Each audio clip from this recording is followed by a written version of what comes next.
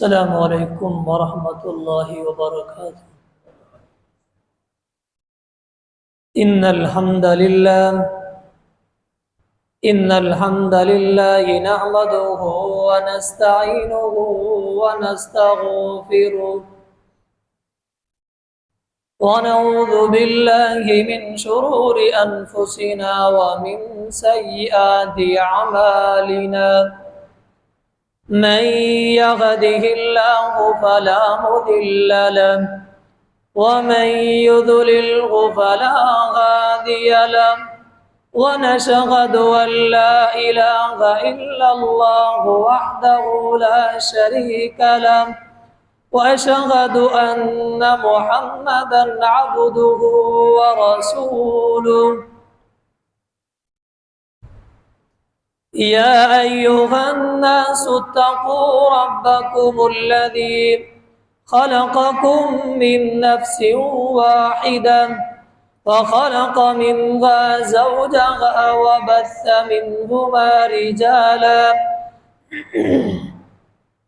وبث منهما رجالا كثيرا ونساء. واتقوا الله الذي تساءلون به والأرحام إن الله كان عليكم رقيبا. يا أيها الذين آمنوا اتقوا الله حق تقاته ولا تموتن إلا وأنتم مسلمون. يا أيها الذين آمنوا اتقوا الله وقولوا قولا سديدا يصلح لكم أعمالكم ويغفر لكم ذنوبكم ومن يطع الله ورسوله فقد فاز فوزا عظيما. أما بعد فإن خير الحديث كتاب الله وخير الهدي هدي محمد صلى الله عليه وسلم وشر الأمور محدثاتها وكل محدثة بدعة وكل بدعة ضلالة وكل ضلالة في النار. اللهم صل على محمد وعلى آل محمد كما صليت على إبراهيم وعلى آل إبراهيم إنك حميد مجيد. اللهم بارك على محمد وعلى آل محمد كما باركت على إبراهيم وعلى آل إبراهيم إنك حميد مجيد. سبحانك لا علم لنا إلا ما علمتنا إنك أنت العليم الحكيم. قال رب اشرح لي صدري ويسر لي أمري واحلل عقدة من لساني يفقه قولي. رب زدني علما رب زدني علما اللهم رب زدنا علما. وقال الله تبارك وتعالى في القرآن المجيد والفرقان الحميد محمد رسول الله والذين معه أشداء على الكفار رحماء بينهم. हर किस्म की हम्दो सना तारीफ़ात तमजीदात तस्बीहात तहलीलात अल्लाह वहदहु ला शरीक के लिए दरूद व सलाम व इमामुल अंबिया इमाम आज़म जनाब मुहम्मदुर रसूलुल्लाह सल्लल्लाहु अलैहि वसल्लम की ज़ात अक़दस पर समीन मोहतरम सहाबा कराम और सहाबियात یہ تمام کے تمام گلشن محمدیہ کے یہ پھول ہیں۔ پھر ہر ایک پھول کی اپنی اپنی خوشبو ہے، جن میں سے آج یکم محرم ہے۔ نبی اکرم صلی اللہ علیہ وسلم کے ایک غلام ہے، شیر دل نوجوان ہے، مراد مصطفیٰ ہے، دماد علی ہے، سسر محمد الرسول اللہ صلی اللہ علیہ وسلم ہے۔ ان کی شخصیت کا ذکر کرنے کا دل چاہ رہا تھا۔ ان کی عظمت اور شان اور وقار کو اور ان کی شہادت کو ان تھوڑے سے اور کم منٹوں کے اندر بیان کرنا ناممکن ہے۔ کوشش کریں گے اللہ تعالیٰ کی توفیق سے جتنا اس شخصیت کے متعلق ہم بتا سکتے ہیں آپ کو بتائیں گے، گفتگو کریں گے۔ جملے بڑے ہی جامعہ بولیں گے، کوشش کریں گے۔ آپ نے صرف غور کرنا ہے اور خود ہی جملوں کو سمجھنا ہے، ان کے معنوں کو سمجھنا ہے۔ وضاحت میں زیادہ نہیں جائیں گے کیونکہ باتیں زیادہ ہیں، وقت کم ہے۔ نبی اکرم صلی اللہ علیہ وسلم کا فرمان ہے، جامعہ ترمذی کے اندر لمبی حدیث ہے، اس حدیث کے صرف دو ہی پہلو بیان کریں گے۔ سب سے پہلے آپ نے فرمایا کہ ارحموا امتی ابو بکر، میری امت میں رقیق القلب، رحم دل، اور جن کو سب سے بڑی پوزیشن ملی ہے رحم دلی کے اعتبار سے، وہ ابو بکر ہے رضی اللہ تعالی عنہ۔ آگے فرمایا کہ وَأَشُدَّهَا فِي دِينِ اللَّهِ عُمَرُ، میری امت میں دین اسلام کے اعتبار سے سخت مزاج اور سختی کرنے والے وہ عمر بن خطاب ہیں رضی اللہ تعالی عنہما۔ کون عمر؟ جن کی شخصیت کے متعلق آج لب کشائی کر رہے ہیں۔ سیدنا عمر بن خطاب رضی اللہ تعالی عنہ، جن کی دین کی سختی کے متعلق گواہی دی ہے محمد الرسول اللہ صلی اللہ علیہ وسلم۔ آئیے دیکھیں دین کے اندر کس اعتبار سے سخت ہے۔ ذرہ برابر بھی دین کے اندر کمی کو، نرمی کو، دین کے اندر ذرہ برابر بھی لچک کو برداشت نہیں کرتے تھے۔ آئیے سب سے پہلے اس واقعے کو آپ غور سے سماعت فرمائیں، پھر آگے چلتے ہیں۔ بنو ثقیف قبیلے کا ایک شخص ہے، اس کی 4 بیویاں ہیں۔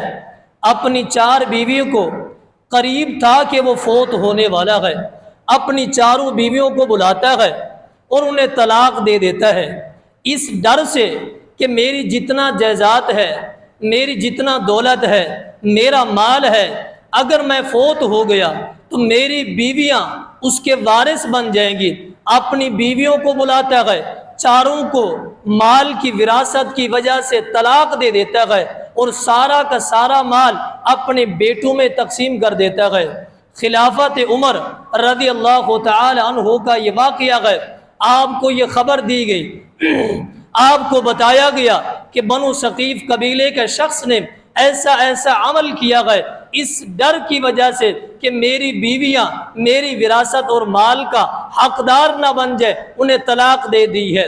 سیدنا عمر بن خطاب رضی اللہ تعالی عنہ انہیں اپنے پاس بلایا نہیں، اس کے پاس چل کے گئے، اس کے قریب جا کے بیٹھ گئے۔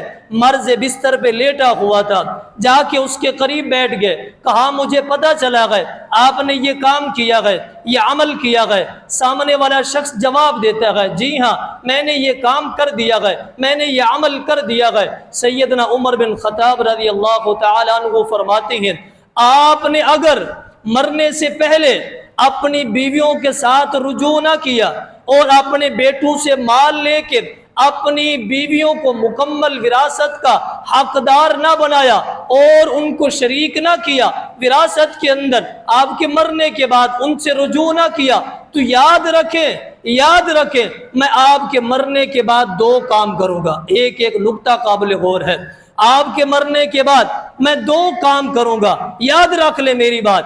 2 کام کون سے ہیں؟ فرمایا کہ پہلا کام تیرے مرنے کے بعد یہ کروں گا، ورث اللہ میراثا، واپس آؤں گا آپ کے بیٹوں سے سارا مال لے کے آپ کی بیویوں کو جتنا حصہ بنتا ہے شریعت کے اندر وہی برابر تقسیم کر دوں گا۔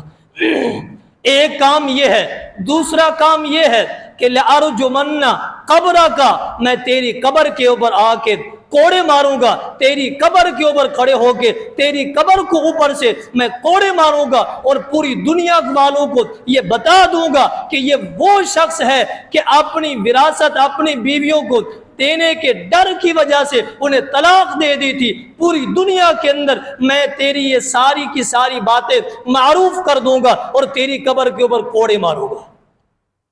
یہ شخص ڈر گیا۔ دین کے اندر آپ سختی دیکھیں کہ ذرہ برابر بھی ایک شخص نے خلاف ورزی کی ہے شریعت کی، پہنچ گئے ان کے پاس، کہا کہ اگر آپ نے ایسا نہ کیا، لیکن اس شخص نے رجوع کر لیا۔ مرنے سے پہلے جب انہوں نے سیدنا عمر بن خطاب رضی اللہ تعالیٰ نے ڈرایا اور فوراً رجوع کر لیتا گئے، اپنی بیویوں کو واپس لے کے آ جاتا گئے، اپنے بیٹوں سے مال لے لیتا گئے۔ مال لینے کے بعد کہتا گئے میرے فوت ہونے کے بعد جتنا میری بیویوں کا حق بنتا گئے میرے مال سے انہیں وہی دیا جائے گا۔ یہ ہیں سیدنا عمر بن خطاب رضی اللہ تعالیٰ۔ دین میں کس اعتبار سے سختی دی؟ اگر ہم ان کی نرمی کو دیکھتے ہیں، دین میں سختی بھی بہت ہے۔ اگر شریعت کی بات آ جاتی ہے تو کس اعتبار سے اپنے آپ کو تواضع اور عاجزی کے اندر جھکا دیتے ہیں، سخت بھی ہیں اور دین اسلام کے لیے نرم بھی ہے۔ کس اعتبار سے؟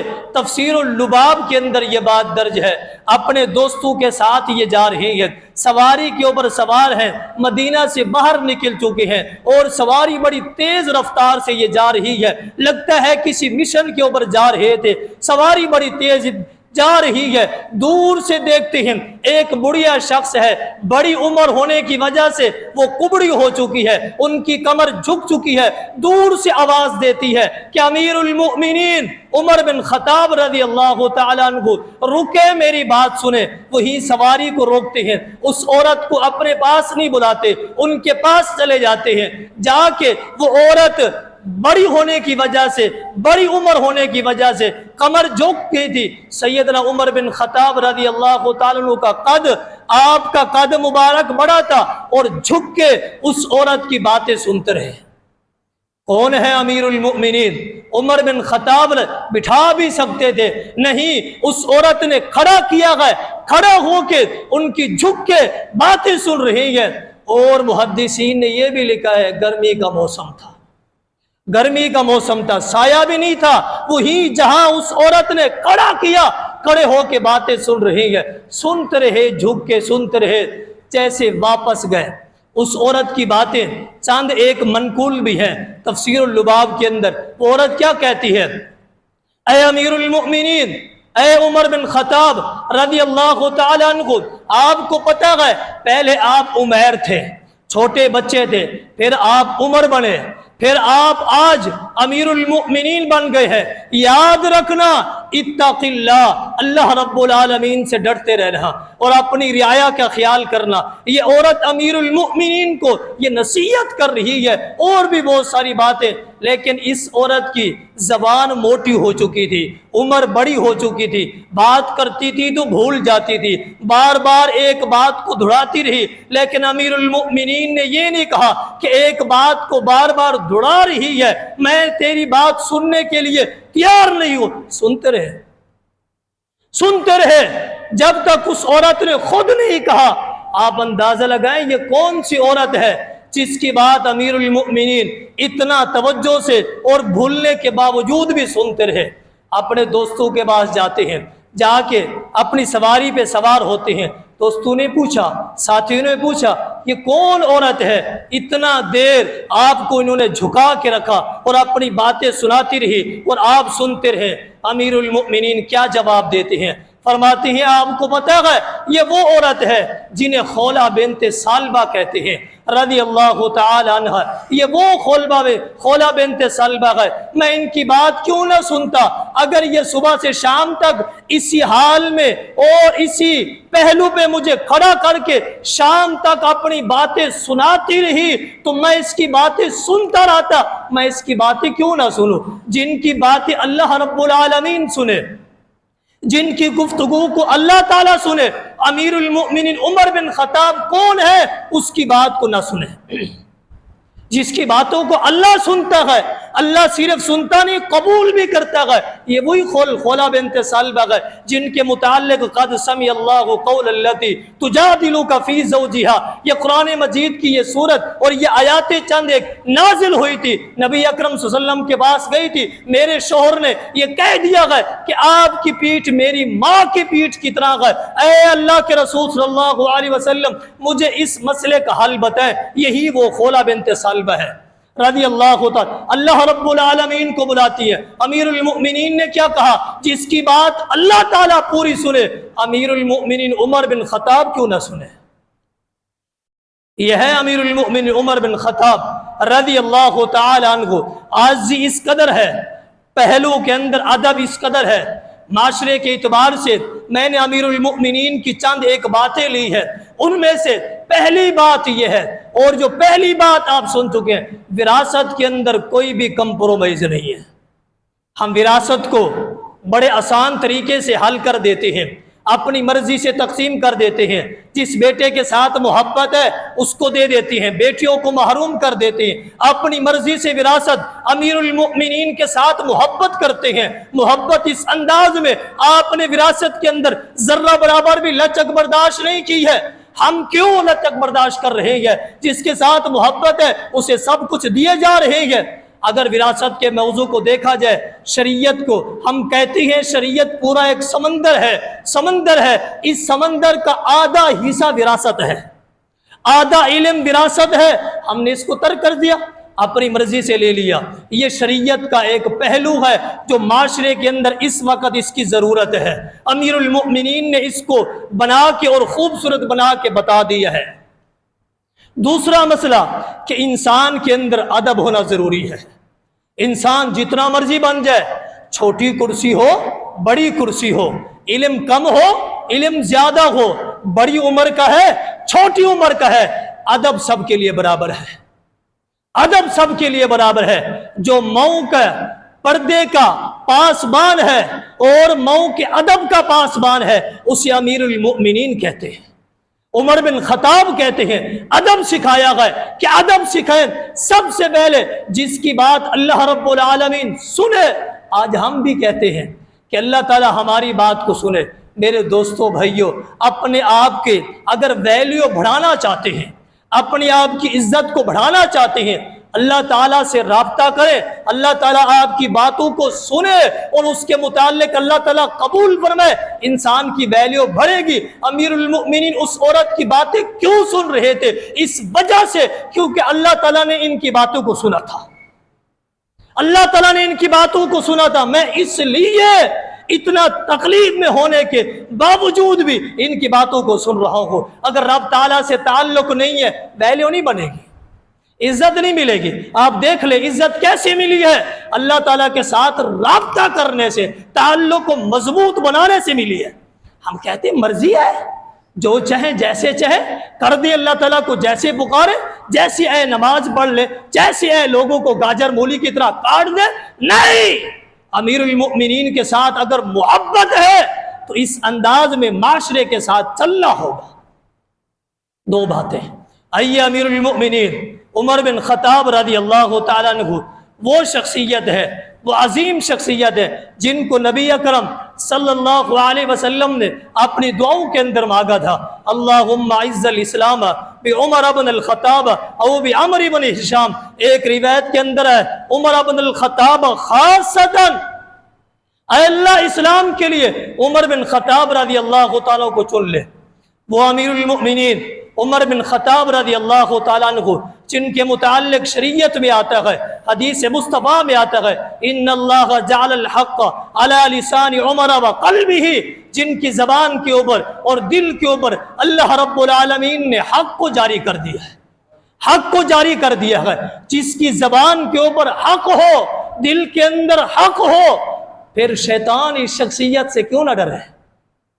زبان میں بھی حق ہے اور دل میں بھی حق ہے، شیطان پھر اسی شخصیت سے ڈر رہا ہے۔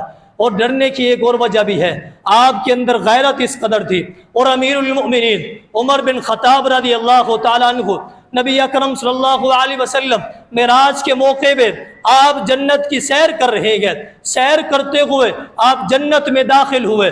آپ نے ایک حدیث کے اندر 3 باتوں کا ذکر کیا ہے۔ جیسے آپ جنت میں داخل ہوئے، سب سے پہلے آپ دیکھتے ہیں کہ رمیسہ کو دیکھتے ہیں، رمیسہ کو دیکھتے ہیں۔ رمیسہ کون ہے؟ یہ ابو طلحہ رضی اللہ تعالیٰ عنہ کی یہ بیوی ہے، سیدنا انس بن مالک رضی اللہ تعالیٰ عنہ کی یہ والدہ ہے جن کا لقب رمیسہ تھا۔ ان رمیسہ کو آپ نے دیکھا ہے جنت کے اندر۔ آگے آپ چلتے ہوئے جا رہے ہیں، قدموں کی آٹ سنی ہے، پوچھا یہ کون چل رہے ہیں؟ کہا زمین کے اوپر سیدنا بلال رضی اللہ تعالیٰ چل رہے ہیں۔ آگے آپ چلتے ہوئے گئے، ایک خوبصورت محل دیکھتے ہیں، محل کے اندر آپ نے خواہش کی ہے کہ اس محل کے اندر میں داخل ہو جاؤں، لیکن آپ نے پوچھا کہ یہ اتنا خوبصورت محل کس کا ہے؟ یہ اتنا خوبصورت محل کس کا ہے؟ آپ کو جواب ملتا ہے یہ خوبصورت محل یہ لمن ھذا القصر، یہ محل کس کا ہے؟ جواب ملتا ہے یہ محل ھذا عربی، یہ ایک عربی شخص کا ہے۔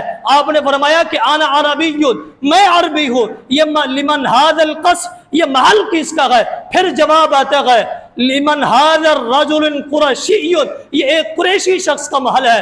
آپ نے فرمایا کہ انا قریشی، میں قریشی ہوں۔ لمن ھذا القصر، محل کس کا ہے؟ پھر آپ کو جواب ملتا ہے لمن ھذا الرجل امت محمد صلی اللہ علیہ وسلم، یہ امت محمد صلی اللہ علیہ وسلم کے ایک شخص کا محل ہے۔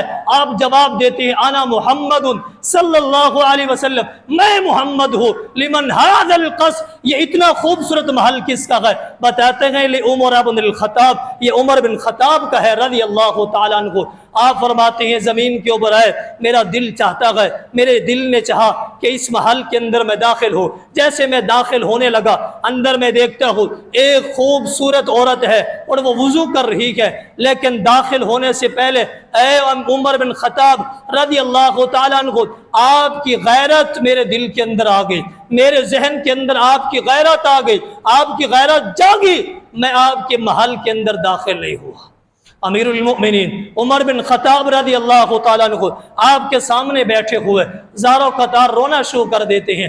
اللہ کے رسول صلی اللہ علیہ وسلم، آپ کے اوپر کیا غیرت ہے؟ ہم تو بکریاں چرانے والے تھے، ہم تو نعوذ باللہ اور ایک قسم کے دین اسلام سے دور تھے، جانوروں کے ساتھ رہنے والے تھے، کوئی زندگی نہیں تھی، کوئی اصول نہیں تھے، کوئی دستور نہیں تھے، کوئی سبب نہیں تھا۔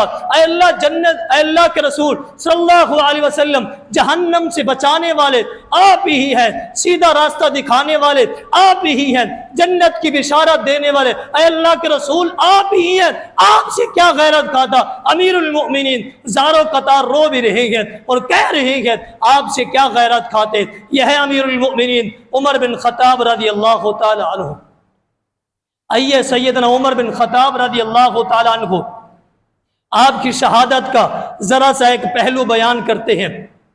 امیر المؤمنین عمر بن خطاب رضی اللہ تعالیٰ عنہ چلتے ہوئے حج سے واپس آ رہے ہیں، راستے کے اندر رات ہو جاتی ہے، پڑاؤ کرتے ہیں اور سوتے ہوئے اللہ رب العالمین کو کہتے ہیں اے اللہ جسم کے اندر سکت نہیں رہی، ہڈیوں کے اندر اللہ کمزوری آ گئی ہے، اللہ جسم کمزور ہو گیا ہے، اللہ ابھی یہ منصب سنبھالا نہیں جاتا، اے اللہ یہ منصب مجھ سے یہ برداشت اپنے کاندھوں پہ یہ بوجھ نہیں اٹھا سکتا، اے اللہ اپنی رعا کے ساتھ ظلم نہیں کر سکتا، اپنی رعایا کے ساتھ دھوکہ نہیں کر سکتا، اے اللہ یہ سبب میں نہیں اٹھا سکتا۔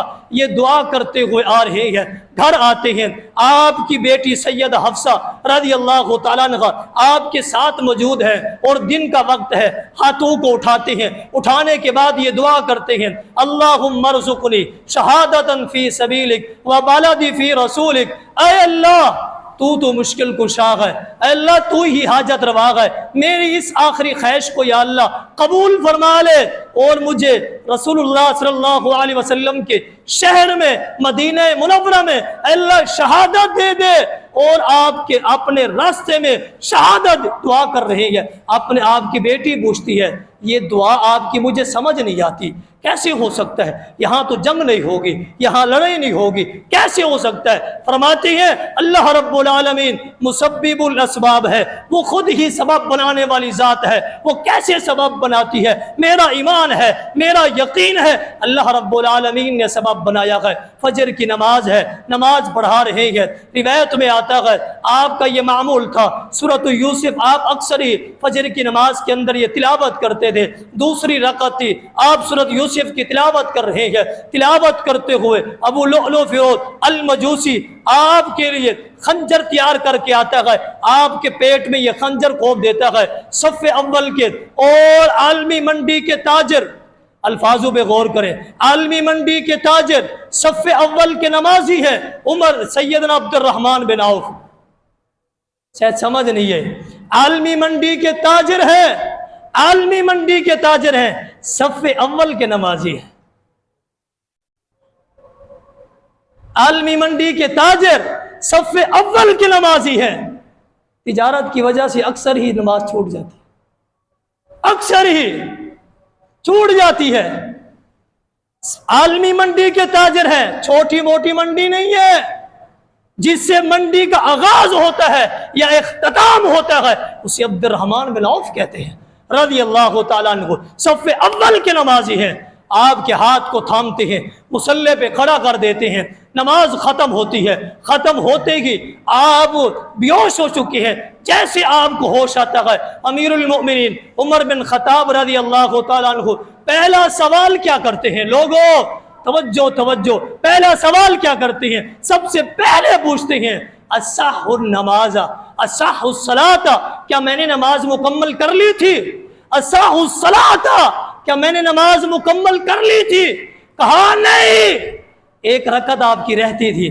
کہا تکیہ لے آؤ، ٹیک لگاؤ، میں نے ایک رکعت پڑھنی ہے۔ تکیہ لایا گیا، آپ کے جسم سے خون نکل رہا ہے اور تیزی کے ساتھ نکل رہا ہے، تکیہ لگایا گیا، سوتے ہوئے آپ نے نماز پڑھی۔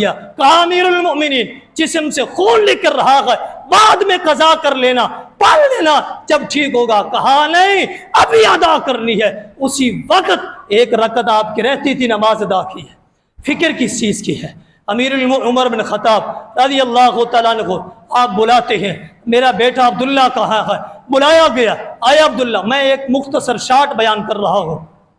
آیا عبداللہ رضی اللہ تعالیٰ عنہ، دیکھو میرے اوپر کتنا قرضہ ہے۔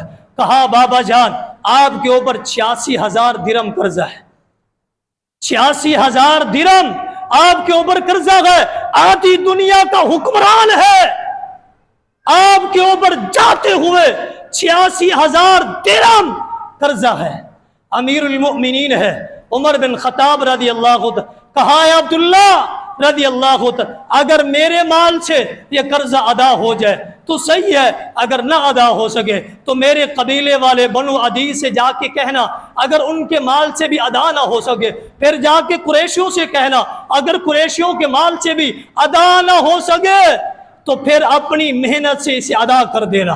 ادا کرنے کے بعد آگے چلتے ہیں، سیدنا عمر بن خطاب رضی اللہ تعالیٰ عنہ بلاتے ہیں، اپنے بیٹے کو بلاتے ہیں، اے عبداللہ رضی اللہ تعالیٰ عنہ جاؤ، میری آخری خواہش ہے، سید عائشہ رضی اللہ تعالیٰ عنہا کے پاس جاؤ، جا کے کہو میری دلی خواہش ہے، عمر بن خطاب کہہ رہے ہیں میری دلی خواہش ہے میں اپنے دوستوں کے ساتھ، اپنے یاروں کے ساتھ، سیدنا ابوبکر صدیق کے ساتھ، نبی اکرم صلی اللہ علیہ وسلم کے ساتھ آپ کے حجرے میں لیٹنا چاہتا ہوں، دفن ہونا چاہتا ہوں، جاؤ امی عائشہ سے اجازت لے کے آؤ رضی اللہ تعالیٰ عنہ۔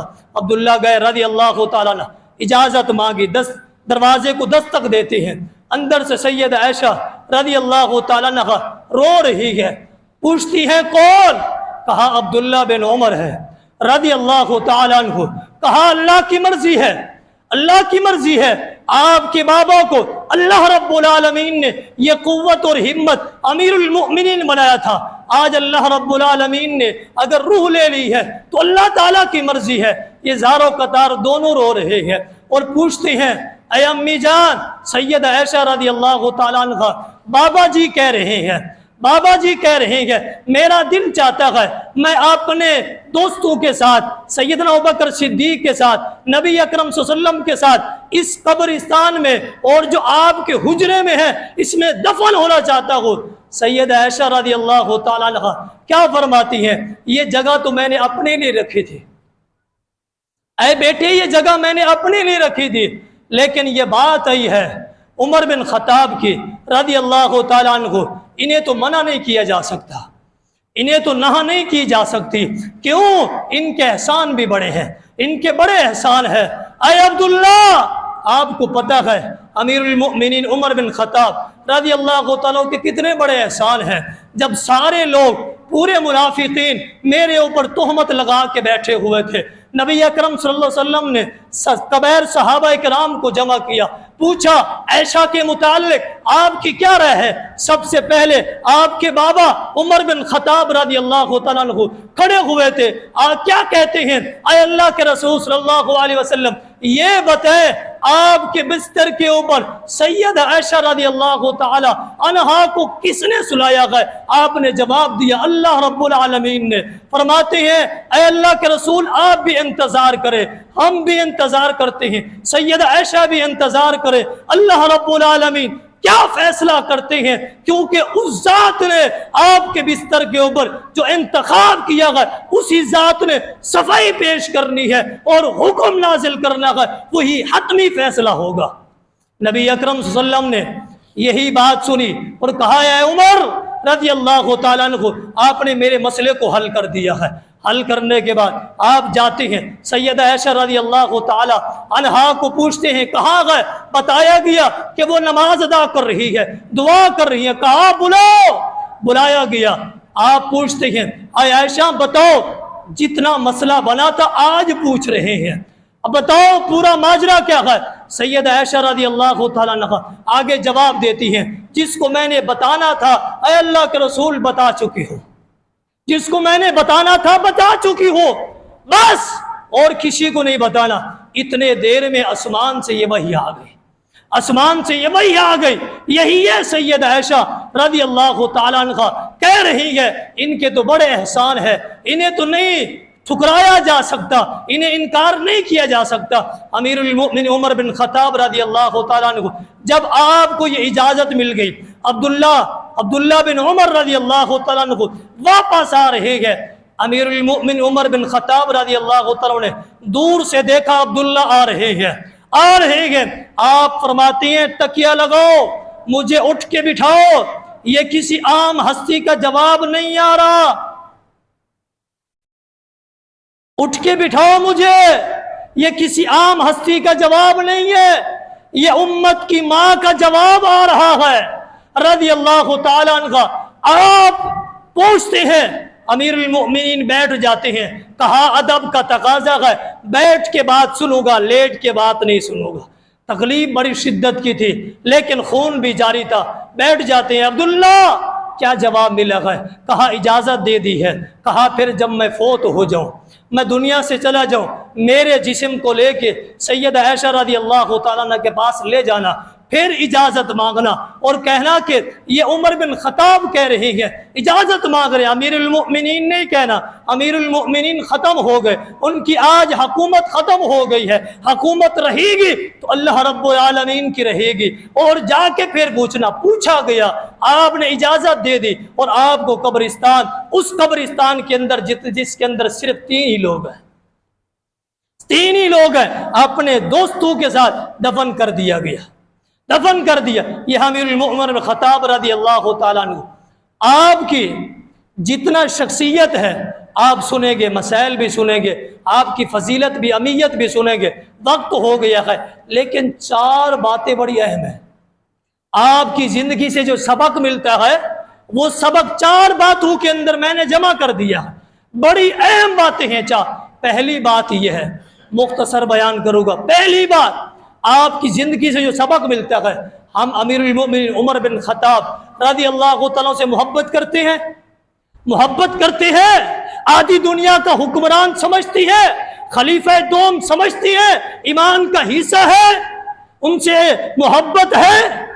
تو آئیے سنیے ان کی باتوں کو پھر سینے سے لگائیے، سینے سے لگائیے، سینے سے لگائیے۔ 4 باتیں کون سی ہیں؟ پہلی بات، آپ کی زندگی کے اندر غیرت سرفرست تھی، غیرت آپ کی زندگی کے اندر سرفرست تھی۔ غیرت یہ نہیں ہے، غیرت کا معنی سمجھ لے، غیرت یہ نہیں ہے ایک بندے کے جسم کے اندر توحید آ جائے، وہ کہے میں پکا توحیدی ہوں اور میرے اندر توحید کی غیرت ہے۔ نہیں، آپ کے جسم کے اندر صرف توحید ہے، غیرت توحید کی نہیں ہے۔ غیرت کب آئے گی؟ جب آپ شرک کا انکار کریں گے اور توحید کا اثبات کریں گے، پھر آپ کے اندر توحید کی غیرت آئے گی۔ یہ نہیں ہے وہ جو کچھ کر رہے ہیں کرتے رہے، میں کیا کروں، میرا کام تو، میرے اندر توحید ہے بس، وہ جانے، ان کا کام جانے۔ امیر المؤمنین نے ایسا نہیں کیا۔ محبت کرنی ہے تو پھر پوری، آدھی نہیں، توحید کے ساتھ اثبات، شرک کے ساتھ نفی، یہی غیرت ہے۔ اگر توحید ہے، شرک کے ساتھ نفی نہیں ہے، بھائی جو کچھ کرتا رہے، والدہ جو کچھ کرتی رہے، دوست جو کچھ کرتے رہے، میرے اندر غیرت ہے، یہ غیرت نہیں ہے۔ امیر المؤمنین عمر بن خطاب رضی اللہ عنہ، بیعت رضوان کا واقعہ ہے، 1400 صحابہ کرام، صلح حدیبیہ کے موقع پہ 1400 صحابہ کرام آپ کے اس درخت کے نیچے بیعت لی گئی۔ سورۃ فتح کے اندر یہ بات درج ہے۔ امیر المؤمنین عمر بن خطاب رضی اللہ تعالیٰ کے دور خلافت میں کچھ لوگوں نے اس درخت سے برکت لینی چاہا، کہ اللہ کے رسول صحابہ کرام نے یہاں پہ بیعت کی تھی، اس درخت سے برکت لیتے ہیں۔ امیر المؤمنین نے اس درخت کو جڑ سے ہی کاٹ دیا، کہا یہ شرک کہیں اسے پیدا نہ ہو جائے۔ یہ ہے غیرت۔ توحید تو تھی لیکن شرک کی غیرت یہ بھی تھی کہ غیرت ہے۔ یہی بات ہے، حجر اسود کو جا کے کہتے ہیں انت حجر، اے حجر اسود، جنت سے آیا گا یاد رکھ، لیکن تو ایک پتھر ہے، لا تضر ولا تنفع، نہ نفع دے سکتا ہے نہ نقصان دے سکتا ہے۔ تیرے بوسہ اس لیے لے رہا ہوں کہ محمد الرسول صلی اللہ علیہ وسلم نے یہ بوسہ لیا ہے۔ یہ ہے توحید کی غیرت۔ آئیے پہلی بات۔ دوسری بات جو سمجھنے والی ہے، امیر عمر بن خطاب رضی اللہ عنہ نماز کی بڑی فکر تھی، نماز کی بڑی فکر تھی۔ آپ کو کہا گیا آپ کے جسم سے خون نکل رہا ہے، آپ نماز ادا نہ کریں۔ آگے سے آپ کیا فرماتے ہیں؟ جس شخص نے نماز کو ترک کر دیا، نماز کو ترک کر دیا، دین اسلام کے اندر اس کا کوئی حصہ نہیں ہے۔ نماز کو ترک کر دیا، دین اسلام کے اندر کوئی حصہ نہیں ہے۔ امیر المؤمنین کی مجبوری تھی یا نہیں تھی؟ مجبوری تھی نہیں، بڑی مجبوری تھی، نہیں بیٹھ سکتے تھے، جسم سے تیزی کے ساتھ خون جاری تھا، لیکن لیٹ کے بھی نماز پڑھ رہے ہیں۔ جس نے نماز کو ترک کیا، شریعت کے اندر، دین کے اندر اس کا کوئی حصہ نہیں ہے۔ اگر ہم محبت کرتے ہیں تو آج کے بعد عہد کر لے نماز کو ترک نہیں کرنا۔ 2 باتیں۔ تیسری بات، آپ نیکی کا حکم دیتے، برائی سے روکتے۔ جب آپ لیٹے ہوئے تھے، خون جاری تھا، ایک نوجوان آیا تھا، اس کے کپڑے اور ٹخنوں سے نیچے جا رہے تھے، آپ نے اسے بلایا، ابن اخی ارفع ثوبک، اپنے کپڑوں کو اٹھا، اپنے کپڑوں کو نیچے، ٹخنوں سے کیوں جانے دیتا ہے؟ اتق اللہ، رب سے ڈر جا رب سے، اپنے کپڑوں کو نیچے کیوں جانے دے رہا؟ آپ تکلیف میں تھے یا نہیں تھے؟ خون جاری تھا یا نہیں تھا؟ ہم تو خوشی کے عالم میں ہوتے، تندرست ہوتے ہیں، ٹھیک ٹھاک ہوتے ہیں، جو کچھ کوئی کر رہا ہے ہم چھوڑ دیتے ہیں۔ میرا بھائی نہیں، اس امت کے ہر ایک فرد کو کنتم خیر امت اخرجت للناس کے لیے پیدا کیا گیا ہے۔ قرآن کو تو پڑھ کے دیکھے، ہر ایک شخص کو، صرف میرا کام نہیں ہے، ہر ایک شخص کا کام ہے برائی کو دیکھے، منع کرے اور روکے، نیکی کا حکم دے۔ تین باتیں۔ چوتھی اور آخری بات، آپ کی عاجزی، آپ کی انکساری، آپ کی زندگی کے یہ وہ چار پہلو ہے، چار پہلو، آپ کی عاجزی اور انکساری۔ جب آپ کو کہا گیا، کہا سید عائشہ رضی اللہ تعالیٰ کے پاس جانا، امیر المؤمنین کہنا، عمر بن خطاب کہنا، آپ کی یہ عاجزی تھی۔ اور بھی بہت ساری مثالیں ہیں، لیکن یہ چار باتیں، ان چار باتوں کو تنہائی میں جا کے آپ نے سوچنا۔ غیرت سر فرست ہے، اور نماز کی پابندی کس انداز میں ہے، نیکی کا حکم، برائی سے روکنا آپ کا یہ مشہور تھا۔ تیسری بات، آپ کے اندر کتنا عاجزی تھی۔ آدھی دنیا کا حکمران ہے، لوگ آپ کے سر فرست ہیں، آپ کے سامنے کھڑے حکم دے ختم کر دے، لیکن عاجزی اس قدر تھی، اس قدر۔ یہ چار چیزیں اور یہ چار مسائل آپ دیکھیں، ہمارے معاشرے کے اندر ان چار چیزوں کی بہت زیادہ ضرورت ہے۔ وَمَا عَلَيْنَا إِلَّا الْبَلَاغُ۔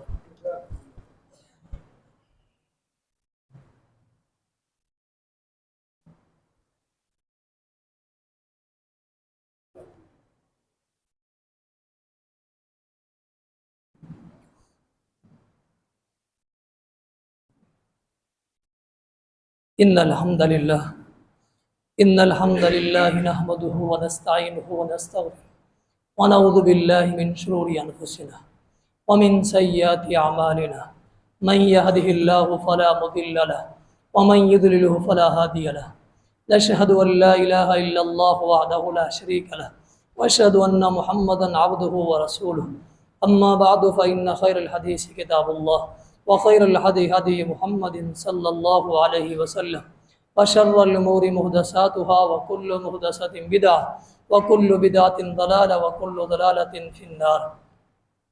وقد قال الله تبارك وتعالى في القرآن المجيد والفرقان الحميد، محمد رسول الله والذين معه أشداء على الكفار رحماء بينهم، سبحان ربك رب العزة عما يصفون، وسلام على المرسلين، والحمد لله رب العالمين۔